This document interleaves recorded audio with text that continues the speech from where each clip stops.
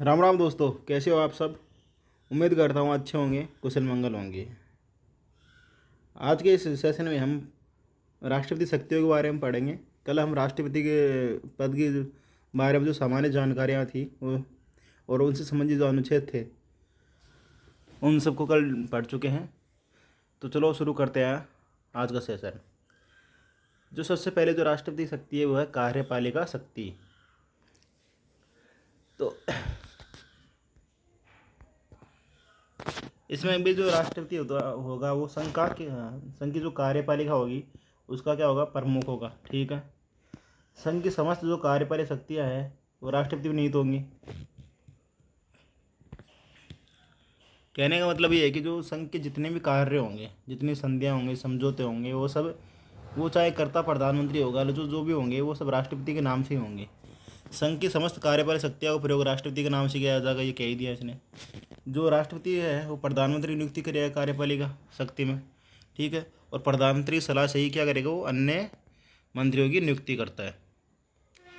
जो मंत्री है जो राष्ट्रपति है उसके प्रसाद पर्यंत अपने पद पर बने रहते हैं। जो प्रसाद पर्यंत है उसका मतलब क्या है, सबसे पहले तो आप जब कोई चीज़ पढ़ रहे हो तो आपको एक एक चीज़ का मतलब पता होना चाहिए भाई।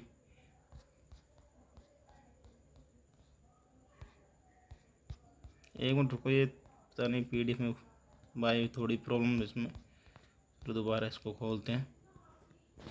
थोड़ा वेट प्लीज, सॉरी।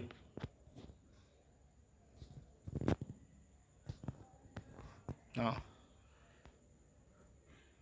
तो ये था, हम ये पढ़ रहे थे भाई, जो राष्ट्रपति है, नहीं मंत्री है, वो राष्ट्रपति के प्रसाद पर्यंत। तो यहाँ प्रसाद पर्यंत का मतलब क्या होता है, वो प्रसाद पर्यंत का मतलब इच्छा पर मतलब राष्ट्रपति जो मंत्री होते हैं वो राष्ट्रपति की इच्छा पर ही मंत्री पद पर जो बने रहते हैं। अगर राष्ट्रपति चाहे तो उन्हें हटा सकता है, लेकिन ऐसा नहीं है कि राष्ट्रपति अपनी खुद की इच्छा से किसी मंत्री को हटा सकता, नहीं। इसके लिए उसे प्रधानमंत्री की सलाह को मानना पड़ेगा। अगर प्रधानमंत्री राष्ट्रपति को ये बोलता है कि नहीं भाई, आप ये मंत्री ढंग से कार्य नहीं कर रहे, या इससे मेरी मतलब किसी मुद्दे पर उनकी बिगड़ गई हो, तो वो राष्ट्रपति को सिफारिश करेगा कि भाई आप इस मंत्री को इसके पद से हटा दीजिए। तो राष्ट्रपति प्रधानमंत्री की सलाह पर जो मंत्री है उसको हटा सकता है। बस यहाँ प्रसाद पर्यंत का मतलब देखना है। प्रसाद पर्यंत का मतलब होता है इच्छा पर, मतलब राष्ट्र मंत्री होंगे वो राष्ट्रपति की इच्छा पर्यंत ही अपने पद पर बने रहेंगे। ठीक है। अगला वो कार्यपालिका के जो कार्य हैं उनके सुचारू संचालन, कार्यपालिका के कार्यों के सुचारू रूप से संचालन के लिए राष्ट्रपति विभाग विनियम बना सकता है। मतलब विनियम का मतलब है कि विशेष नियम बना सकता है। का विशेष हो गया और नियम का नियम। ठीक। राष्ट्रपति राज्यों में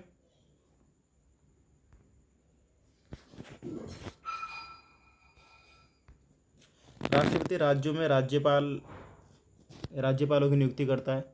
मतलब हमारे देश में जितने भी राज्य हैं उन सब में जितने भी राज्यपाल हैं उन सब की नियुक्ति किसके द्वारा की जाएगी, वो हमारे राष्ट्रपति महोदय साहब के द्वारा की जाएगी। संघ शासित जो प्रदेश है वहाँ पर प्रशासकों की नियुक्ति की जाती है, या उपराज्यपाल बोल लो। अलग अलग है, जैसे हमारे दिल्ली में उपराज्यपाल साहब बैठते हैं, जम्मू एंड कश्मीर में उपराज्यपाल है सभी, जो हमारे अंडमान निकोबार द्वीप समूह वहाँ पर प्रशासक बैठते हैं। ठीक है। राष्ट्रपति महान्यायवादी की नियुक्ति करता है अनुच्छेद 76 के तहत। और महान्यायवादी भी है, वो क्या करता है, वो भी राष्ट्रपति के प्रसाद पर्यंत ही अपने पद पर, यानी राष्ट्रपति इच्छा तक ही अपने पद पर बना रहता है। राष्ट्रपति CAG बोले की नियुक्ति करता है। राष्ट्रपति अनेक जो आयोग होते हैं उनके अध्यक्ष व सदस्यों की नियुक्ति भी करता है।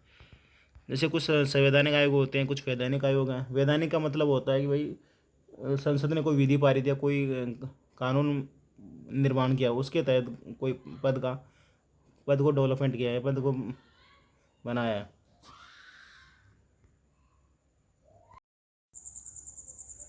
संवैधानिक आयोग, निर्वाचन आयोग, जो राष्ट्रपति को निर्वाचन आयोग जो आयुक्त होता है, मुख्य निर्वाचन आयुक्त, उसकी और उसके जो सदस्य होते हैं उनकी नियुक्ति करता है। वित्त आयोग, हर 5 साल के बाद में राष्ट्रपति वित्त आयोग की नियुक्ति करता है, वित्त आयोग का गठन करता है। ठीक है। अनुसूचित जाति आयोग, अनुसूचित जनजाति आयोग, जो अन्य पिछड़ा वर्ग है ओबीसी है, जिसे इसे अन्य पिछड़ा वर्ग आयोग, इसे 102वां संविधान संशोधन हुआ था, उसके द्वारा मतलब इसका निर्माण किया गया है इस आयोग का। संघ लोक सेवा आयोग, इसके भी अध्यक्ष व सदस्यों की नियुक्ति राष्ट्रपति के द्वारा ही की जाती है। इसमें हमारे लिए मेन ये एक तो निर्वाचन आयोग है, एक वित्त आयोग है, और एक ये संघ लोक सेवा आयोग। ये तीन ही हमारे लिए इम्पोर्टेंट है हमारे एग्ज़ाम के प्रिपेयर से। अगला वैधानिक आयोग। वैधानिक आयोग यानी कि संसद ने कोई विधि बनाई है और उसके तो विधि के आधार पे उस कानून मतलब उस आयोग का निर्माण किया गया है। जैसे महिला आयोग है, मानवाधिकार आयोग है। मानवाधिकार आयोग का गठन 1992 में, महिला आयोग का 1999 में है गठन। अल्पसंख्यक आयोग का पता नहीं। सूचना आयोग है, सत्कर्ता आयोग है, इनके बारे में। सीवीसी, सत्कर्ता आयोग को बोल सकते हैं सीवीसी, सेंट्रल विजिलेंस कमीशन। कार्यकारी आयोग यानी नीति आयोग, मंत्रिमंडल की अनुशंसा से राष्ट्रपति अंतर्राज्यीय परिषद का भी गठन करता है। अनुसूचित जाति व जनजाति क्षेत्र घोषित करता है, मतलब किसी भी राज्य में कोई भी कौन सा क्षेत्र अनुसूचित जाति के अंदर होगा, कौन सा क्षेत्र अनुसूचित जनजाति क्षेत्र होगा, इसकी घोषणा राष्ट्रपति द्वारा की जाती है। विधायी शक्तियाँ। विधायी शक्तियों का मतलब होता है कि जो संसद है उससे रिलेटेड जो भी शक्तियाँ हैं राष्ट्रपति साहब की, उनके बारे में किया गया कि वे जो राष्ट्रपति होता है वो संसद का भाग है। राष्ट्रपति संसद के सत्र को आहूत करता है, सत्रावसान करता है। आहूत का मतलब होता है बुलाना। जब संसद का सत्र नहीं चल रहा हो तो उसे बुलाने के लिए, उसे चालू करने का मतलब है। तो सत्रावसान का मतलब है सत्र प्लस अवसान, मतलब जो संसद का सत्र चल रहा है उसको समाप्त करना। और वो चाहे तो 1 महीने के लिए या कुछ समय के लिए या अनिश्चित काल तक के लिए स्थगित कर सकता है, सत्रावसान कर सकता है। ठीक है। राष्ट्रपति लोकसभा को भंग कर सकता है, किंतु कार्यकाल पूरा होने पर लोकसभा स्वतः ही भंग होती है। राष्ट्रपति लोकसभा को भंग कर सकता है, इसका मतलब ये है कि भाई अगर राष्ट्रपति कोई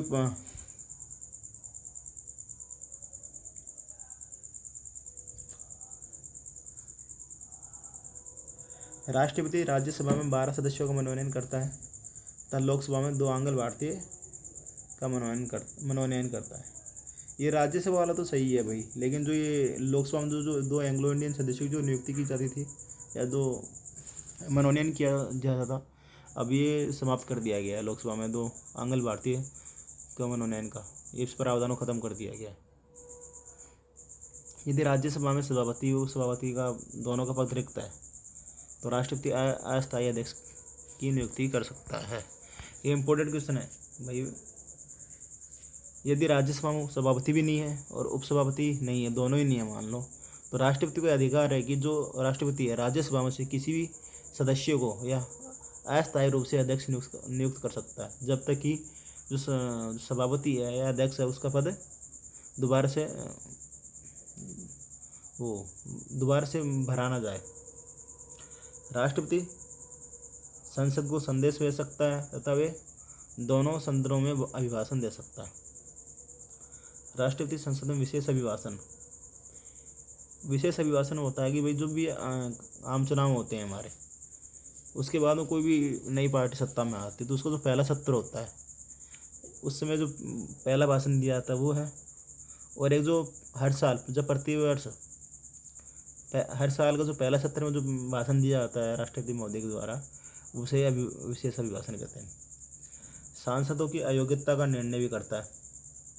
ये क्वेश्चन भी काफ़ी बार पूछा गया है कि भाई जो सांसद होते हैं उनकी जो अयोग्यता संबंधी निर्णय कौन करता है, तो भाई राष्ट्रपति साहब उनकी अयोग्यता का निर्णय करते हैं।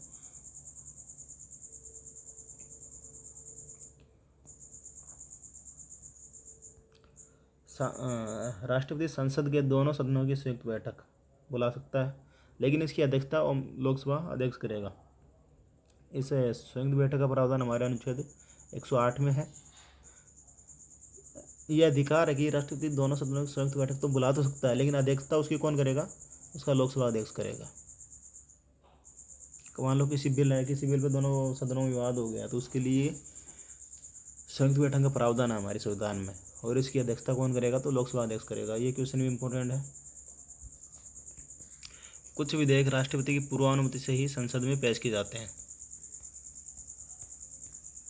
जैसे धन विधेयक हुआ, या किसी नए राज्य का गठन करना हो, इससे संबंधित कोई विधेयक है, तो वो पहले उसके लिए राष्ट्रपति की अनुमति ली जाएगी, उसके बाद ही सदन में रखा जाएगा। राष्ट्रपति की सहमति के पश्चात ही कोई विधेयक अधिनियम बनता है। इसका मतलब है कि भाई जब राष्ट्रपति किसी भी कोई विधेयक है, लोकसभा राज्यसभा से पास हो गया, फिर वो राष्ट्रपति के पास जाता है सहमति के लिए। अगर राष्ट्रपति उस पर साइन कर दे तो वो विधेयक क्या होगा कि भाई अधिनियम बन जाएगा। ठीक है। जब कोई विधेयक राष्ट्रपति के पास जाता है तो उसके पास 3 विकल्प होते हैं। मान लो कोई विधेयक उसे राष्ट्रपति के पास भेजा गया, तो उसके पास 3 कितने विकल्प हो गए? 3। भाई वो अपनी सहमति दे सकता है उसको, पहली बार आया और साइन कर दिए, ठीक है। अपनी सहमति को रोक सकता है, मतलब ना तो साइन किए और ना ही भाई वापस भेजा कि आपने इस पर पुनर्विचार कीजिए, नहीं।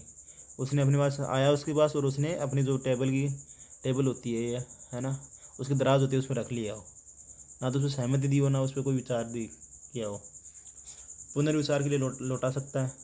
लेकिन जब भी राष्ट्रपति किसी विधेयक को पुनर्विचार के लिए लौटाएगा, और पुनर्विचार के बाद में अगर संसद के द्वारा वापस उस विधेयक को राष्ट्रपति के पास भेजा जाता है, तो राष्ट्रपति को सहमति देनी पड़ेगी, ये अनिवार्य है।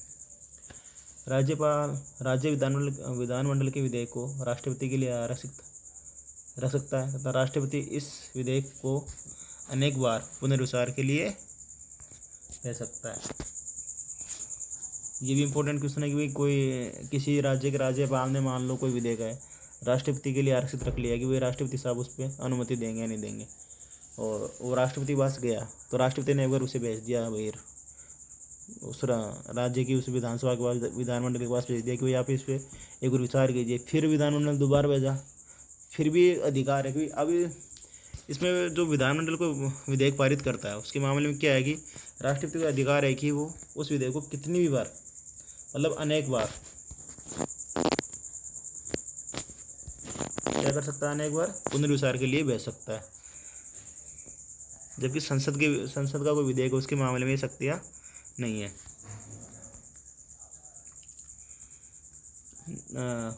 कुछ संघ शासित प्रदेश हैं, उनमें शांति, विकास, सुशासन के लिए राष्ट्रपति नियम बना सकता है। जैसे अंडमान निकोबार द्वीप समूह है,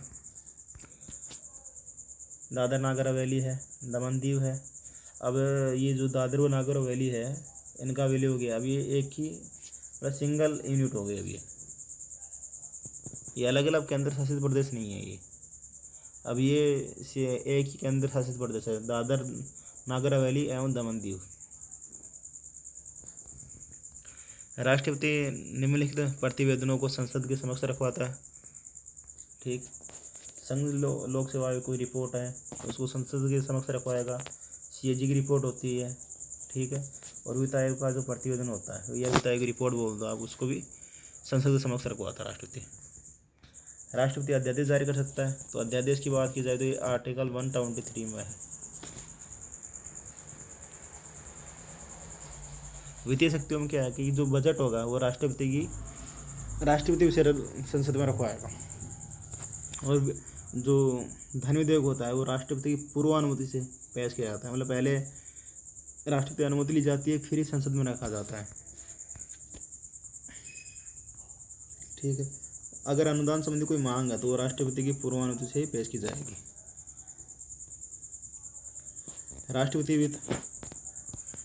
राष्ट्रपति वित्त आयोग का गठन करता है और इसके अध्यक्ष सदस्यों की नियुक्ति करता है, और वित्त आयोग गठन करता है हर 5 वर्ष में एक बार करता है।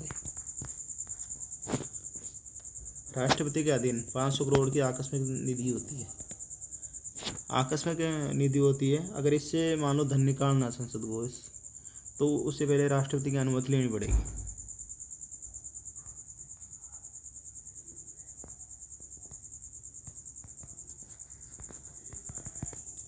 एंट्री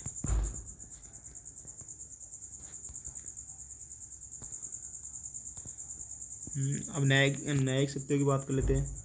तो वही राष्ट्रपति साहब है, ये जो हमारा उच्चतम न्यायालय है उसके न्यायाधीशों की, और जो मुख्य न्यायाधीश है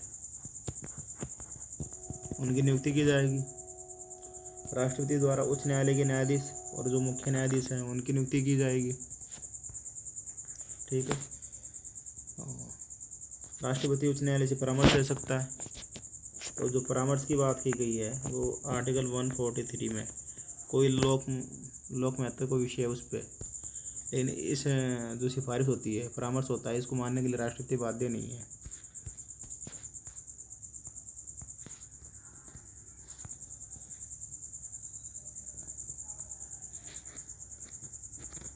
एक मिनट, थोड़ी बैटरी।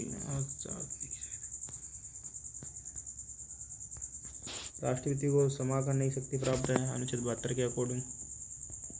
वह किसी भी कोई दोषी है उसे क्षमा कर सकता, चाहे उसे मृत्युदंड क्यों ना दिया गया हो। कूटनीतिक शक्तियाँ, वही जो भी अंतर्राष्ट्रीय संधियाँ और समझौते होंगे वो राष्ट्रपति के नाम से किए जाएंगे। ठीक है। लेकिन इनमें संसद का अनुमोदन आवश्यक है। जो हमारे राजदूत होते हैं या उच्चायुक्त होते हैं उनकी नियुक्ति भी राष्ट्रपति करता है। अन्य देश से आने वाले जो उच्चायुक्त हुए हैं, राजदूतों का स्वागत राष्ट्रपति करता है। सैन्य शक्ति की बात की तो राष्ट्रपति तीनों सेनाओं का प्रमुख है। राष्ट्रपति युद्ध की एवं युद्ध विराम की घोषणा कर सकता है और इसमें संसद का अनुमोदन आवश्यक है। आपातकालीन शक्तियों की बात करें तो वही राष्ट्रपति के पास 3 प्रकार की आपातकालीन शक्तियाँ हैं। पहला अनुच्छेद 352 के तहत, ठीक है, राष्ट्रीय आपातकाल की।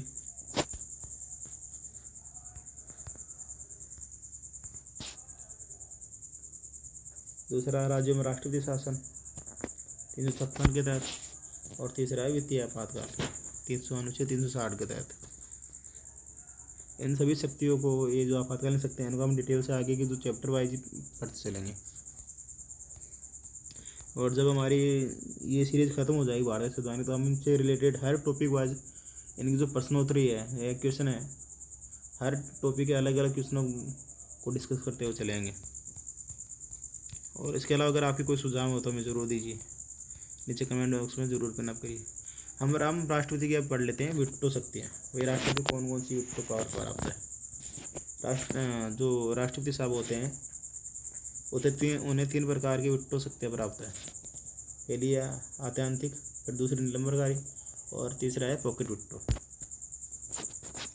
पहली बात करते हैं आत्यांतिक विटो। यदि राष्ट्रपति किसी विधेयक पर अपनी सहमति रोक लेता है, अर्थात विधेयक को अस्वीकार कर देता है, तो अस्वीकार का मतलब ये नहीं है कि भाई संसद ने कोई विधेयक राष्ट्रपति महोदय के पास भेजा और राष्ट्रपति महोदय ने आते ही कहा कि नहीं, ये इस विधेयक को मैं सहमति नहीं दूंगा, अब मैं अस्वीकार, ऐसा नहीं है। वही इसका मतलब ये है कि राष्ट्रपति साहब क्या करेंगे, उस विधेयक को अपने पास रख लेंगे, उस पर ना तो हाँ बोलेंगे ना ही ना बोलेंगे। और इसके लिए 2 कंडीशन बताया कि भाई आत्यांतिक विटो है, आत्यांतिक, इसके लिए 2 परिस्थिति बताई गई है, 2 कंडीशन बताई गई हमारे संविधान में। है यदि कोई निजी विधेयक हो, संसद का वह सदस्य जो मंत्री नहीं है के द्वारा, देखिए हमारे संसद में जो विधेयक पेश किए जाते हैं वो होते हैं, एक तो होता है जैसे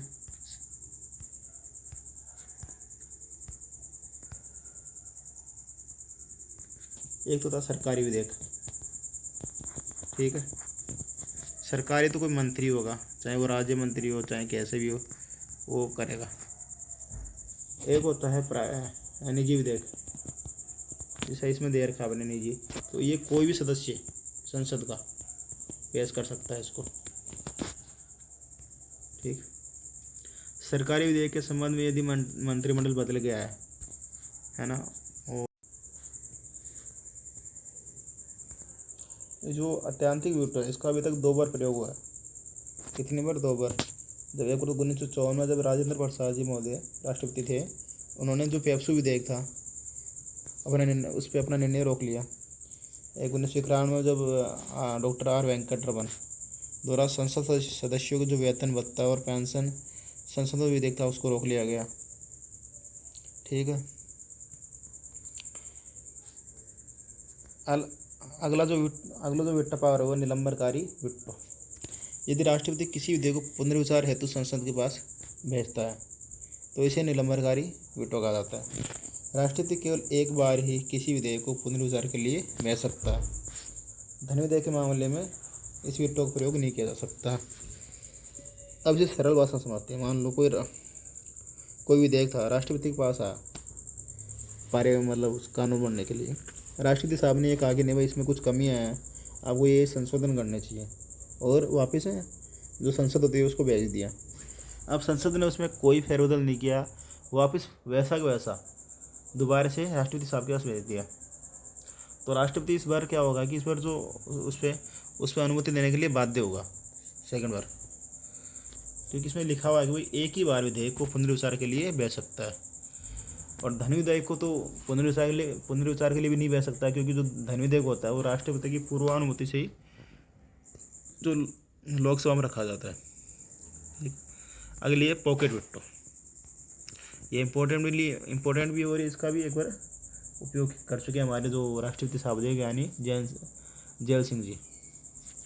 भारतीय राष्ट्रपति के द्वारा किसी विधेयक पर हस्ताक्षर करने की समय सीमा का कोई उल्लेख नहीं है। भाई टाइम पीरियड नहीं दे रखा हमारे संविधान में कि राष्ट्रपति का कोई विधेयक आया तो राष्ट्रपति को इतने समय में उस पर हस्ताक्षर करने, वो चाहे तो 2 दिन में कर सकता है, 3 दिन में कर सकता है, या 6 महीने साल भर भी लगा सकता है। ठीक है, इसलिए राष्ट्रपति यदि विधेयक पर ना तो सहमति दे और ना ही असहमति दे और ना ही पुनर्विचार के लिए वापस भेजे, वरन अनिश्चित काल के लिए विधेयक को अपने पास रख लेता है, तो इसे पॉकेट विटो कहा जाता है। ये मान के चलो कि जो आत्यांतिक विटो और जो पॉकेट विटो वो सेम ही है, बस थोड़ा सा हल्का जिसकी लैंग्वेज का फ़र्क है। उसमें अपनी सहमति को रोक लेता है पॉकेट, उसमें आत्यांतिक विटो में। और इसमें क्या होता है कि ना तो सहमति देता है, नहीं असहमति देता है, इसमें मौन खड़ा होता है पॉकेट विटो में। जबकि आत्यांतिक विटो में ऐसा नहीं है। जिसे हम एक बार दोबारा देखते हैं।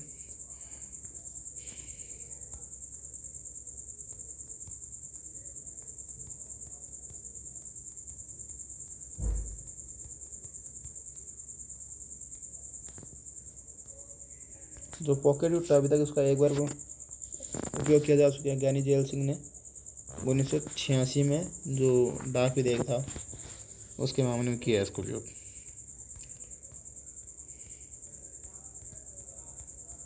अब हम राष्ट्रपति जो समाधान शक्ति है उनको देख लेते हैं। संघीय कानून के उल्लंघन पर किसी व्यक्ति को दंडित किया गया है सैन्य न्यायालय द्वारा दिए गए दंड के संबंध में या मृत्युदंड के सभी मामलों में। इसमें 3 प्रकार की ये समाधानी शक्तियाँ हैं। जैसे मान लो संघीय कानून यानी हमारी जो IPC और CRPC सेक्शन है उसके तहत उन्होंने कोई अपराध किया तो उसमें किसी व्यक्ति को दंड दिया गया हो, तो उम्र कैद दे दी हो, चाहे 10 साल की कारावास दी हो, 15 साल की, तो उसको राष्ट्रपति क्या कर सकता है भाई, उसको रोक सकता है, उसको बदल सकता है, या उसको जो व्यक्ति है जिसको सज़ा मिली है उसको माफ़ कर सकता है कि भाई हाँ आपकी सज़ा माफ़ कर दी गई है, आप घर जा सकते हो। सैन्य न्यायालय द्वारा किए गए दंड के संबंध में, अगर सैन्य न्यायालय का मतलब है कि जो आर्मी वगैरह होते हैं हमारे, आर्मी का अपना एक अलग न्यायालय है और उनका अलग कानून है। राष्ट्रपति को ये शक्ति है उस सैन्य मामलों में भी है। मृत्युदंड में भाई किसी व्यक्ति को फांसी की सज़ा दे दी गई है तो वहाँ भी राष्ट्रपति को ये शक्ति है कि वो व्यक्ति को उसकी जो फांसी सज़ा है उसको स्थगित कर सकता है। ये कितने प्रकार की होती हैं ये देख लेते हैं। समाधान शक्ति ये 5 प्रकार की समाधान शक्तियाँ बता रखी है इसमें अनुच्छेद 72 में। पहली है समा। इसमें व्यक्ति को पूर्णतः क्षमा कर दिया जाता है, यानी आप घर जाओ भाई, आपकी सज़ा कंप्लीट हो सकी है, ये कहा जाता है। ठीक है, और जो सज़ा का जो अयोग्यता उसके साथ शामिल हुई थी वो अयोग्यता में क्या होता है अभी ख़त्म हो जाती है। ठीक है, क्षमा में क्या होता है सब कुछ भाई क्षमा कर दिया गई, हमने आपको माफ़ कर दिया है, आपने जो गुनाह आया, आपने जो भी आपसे अपराध हुआ था उसके लिए अब आप बिल्कुल फ्री हैं, अपने घर जाइए, अपने परिवार के साथ रहिए हंसी खुशी, और इससे जो आपकी अयोग्यता आई थी मतलब किसी कार्य के लिए वो भी अब समाप्त कर दी गई है।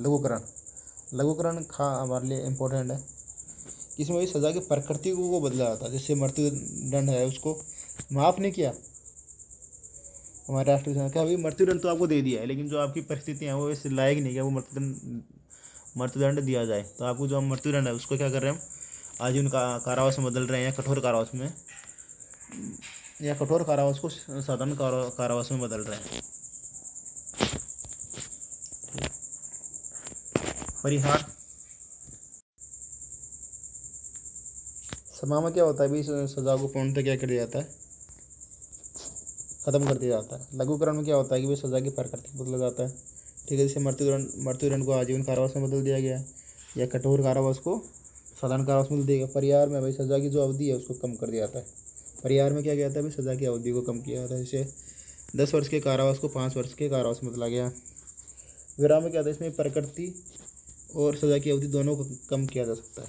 ठीक है, ये स्पेशल मामले होते हैं, जैसे कोई दिव्यांग व्यक्ति है या कोई गर्भवती महिला आदि के मामले में। पर विलंब का मतलब है कि अस्थायी रोक लगाई जाती है कुछ समय के लिए। इस पर स्थायी नहीं, अस्थायी रोक लगाई थी, वो भी कुछ समय के लिए। जैसे मृत्युदंड के मामले में ऐसा देखने को मिलता है हमारे को। ये जो राज्यपालिक समाधान की शक्तियाँ हैं, हम आगे जब राज्यपाल को बढ़ेंगे तब देखेंगे।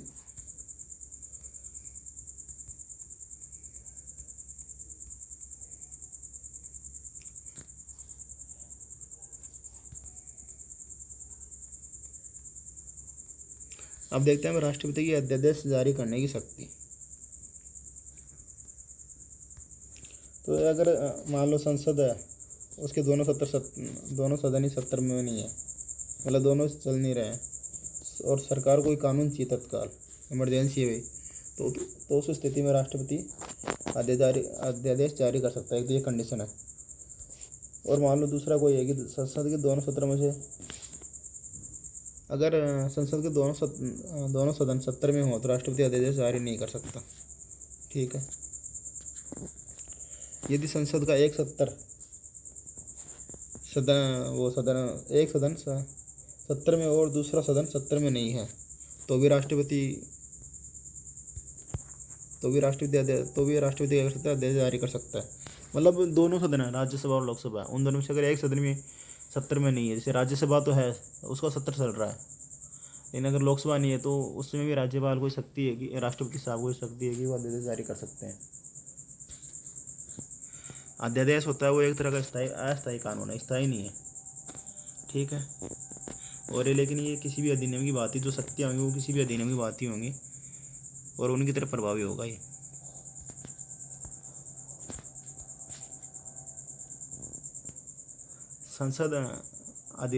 संसद इसमें इस अधिनियम में संशोधन कर सकती है, किंतु संविधान संशोधन नहीं किया जा सकता। कहने का मतलब है कि इससे संसद का कोई अधिनियम है उसमें संशोधन किया जा सकता है, लेकिन जो संविधान है उसमें संशोधन नहीं है। मतलब आर्टिकल 368 से राष्ट्रपति साहब छेड़छाड़ नहीं कर सकते इसमें भी, अध्यादेश की शक्ति में भी। ये है ना, संसदीय अधिनियम की बात ही, इसे भूतकाल से लागू किया जा सकता है। भूतकाल का मतलब जानते ही हो, अध्यादेश का जो आयुकाल सीमित होता है, यानी संसद के दोनों सत्र, जब भी कभी दोनों सत्रों का संसद के दोनों सदनों का सत्र आरंभ होगा उसके 6 सप्ताह तक ये वैलिड रहता है। और अगर उसे 6 सप्ताह से भी आगे बढ़ाना हो तो फिर जो संसद के जो दोनों सदन है वो इसके लिए फिर से वो प्रोसेस अपनाएंगे। वैसे कहाँ, इससे पहले एक सदन में लाएंगे, वहाँ से पास कराएंगे, फिर दूसरे सदन में लाएंगे, फिर वहाँ से पास होगा और फिर इसे राष्ट्रपति की अनुमति के लिए भेजा जाएगा। तो ये मतलब आगे इसे प्रभावी किया जा सकता है। अध्यादेश वो राष्ट्रपति कभी भी वापस ले सकता है, यानी खुद की घोषणा के द्वारा। जैसे खुद की घोषणा के द्वारा, राष्ट्रपति घोषणा के द्वारा अध्यादेश लागू होता है, और ये पुनः घोषणा कर दे राष्ट्रपति की भी मैं अपने अध्यादेश को वापस ले रहा हूँ, तो उसे वापस ले सकते हैं। संसद को भी शक्ति है भाई, अध्यादेश को समाप्त कर सकती है। सरकार जब अध्यादेश को अनुमोदन है तो संसद में पेश करती है, तो सरकार को अध्यादेश की तत्कालिक आवश्यकता का स्पष्टीकरण देना होता है।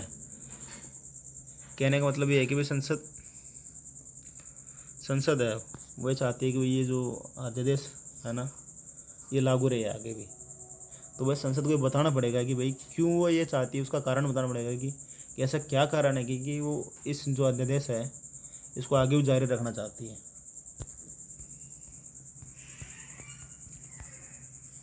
और जो अध्यादेश हो जो पारित होगा उसका न्यायिक पुनरावलोकन किया जा सकता है, यानी सुप्रीम कोर्ट को ये शक्ति है कि उस अध्यादेश का वो न्यायिक पुनरावलोकन कर सकती है। ठीक है।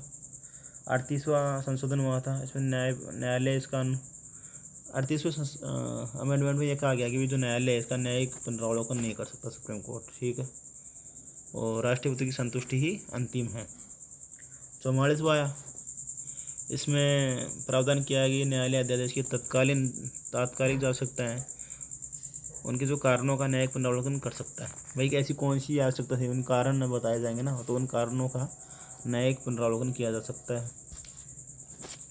फिर इससे इम्पोर्टेंट एक केस है, उसको हम देख लेते हैं। भाई ये है DC वाधवा केस, 1987 का है। उच्चतम न्यायालय ने निर्णय दिया कि एक ही अध्यादेश को संसद में पारित करवाने का प्रयास किए बिना एक ही लेख में बार बार प्रख्यापित नहीं किया जा सकता। यदि ऐसे किया जाता है तो कार्यपालिका के द्वारा विधायिका की शक्तियों पर किया गया ये अतिक्रमण है। कहने का मतलब है कि भाई संसद में ये उच्चतम न्यायालय ने किया कि भाई एक ही अध्यादेश को संसद में पारित करवाने का प्रयास किए बिना एक ही लेख में बार बार मतलब सेम नहीं कर सकते उसको, आप ये कहने का मतलब ये। यदि और अगर मान लो उसको उसी जो पहले लाया गया था उसी मान लो सेम ही मान लो, जैसे पहले लाया गया तो उसी सेम रूप में अगर दोबारा लाना हो, और अगर ऐसा बार बार किया जाता तो ये कार्यपालिका के द्वारा विधायिका की शक्तियों की जो शक्तियाँ उस पर किया गया अतिक्रमण माना जाएगा इसे।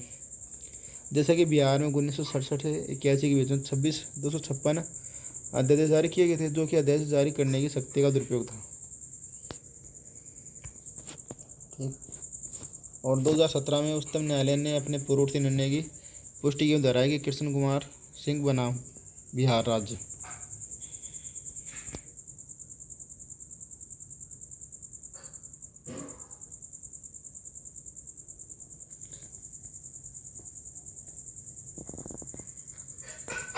इसको एक बार दोबारा देखते हैं भैया, आपको समझाने के लिए साधारण में समझते हैं। वही अध्यादेश जारी कर दिया राष्ट्रपति साहब ने, ठीक है, तो राष्ट्रपति साहब ऐसा नहीं कि भाई उसे संसद से पास ना करवाएं, फिर से 6 सप्ताह बाद उसे वापस से मतलब अध्यादेश की तरह वापस पारित करते हैं। अगर राष्ट्रपति ऐसे बार बार करेंगे, अध्यादेश जारी करेंगे कार्यपालिका के मतलब उस सलाह पे, तो क्या होगा कि विधायिका की जो शक्तियाँ हैं उस पर क्या उसका अतिक्रमण माना जाएगा। ये कहा जाएगा भी जो क्योंकि कानून बनाने सकते तो विधायिका को ही है, वही संसद तो कानून बनाएगी, लेकिन वही कार्यपालिका चाहती है कि नहीं इस कानून को बार बार एक ही कानून को बार बार रखा जाए, लंबे टाइम तक रखा जाए, और उसके लिए वो राष्ट्रपति को सिफारिश करती है कि भाई आप अध्यादेश जारी करते रहो बार बार। तो वो एक तरह का विधायिका की शक्तियों का अतिक्रमण है, ठीक है। और ऐसा बिहार में हुआ भी है, जब 1967 से लेकर 1981 में 256 अध्यादेश जारी किए गए। ये तो एक तो DC वाधवा केस है 1987। फिर 2017 में उच्चतम न्यायालय ने अपने पूर्ववर्ती न्यायालय को वापस दोहराया और कहा कि भाई जो पहले न्यायालय दिया गया, जो पहले डिसीजन दिया गया था DC वाधवा केस में, वो निर्णय हम अभी दोबारा दे रहे हैं। और ये 2017 का मामला था कृष्ण कुमार सिंह बनाम बिहार राज्य का मामला। ये जो आप क्वेश्चन देख रहे हो RS मेंस के अकॉर्डिंग है, तो ये हमारे प्री के लिए नहीं है। जब हम RS प्री का हमारा एग्ज़ाम हो जाएगा तो हम मेंस के हिसाब से क्वेश्चन व आंसर प्रश्नोत्तर शैली में जो संविधान है उसके क्वेश्चनों करेंगे। मैं खुद एक RS एस्पायरेंट्स हूँ और मैं 2 बार RS का दे चुका हूँ, जिनमें एक बार मैं इंटरव्यू को मेरा हो चुका है। थैंक यू, धन्यवाद। और वीडियो को ज़्यादा से ज़्यादा लाइक करें, शेयर करें और चैनल को सब्सक्राइब करें। और मेरी जो भी कमियां हैं मुझे कमेंट बॉक्स में ज़रूर पिन अप करें ताकि मैं उनको दूर करने का प्रयास कर सकूं। Thank you.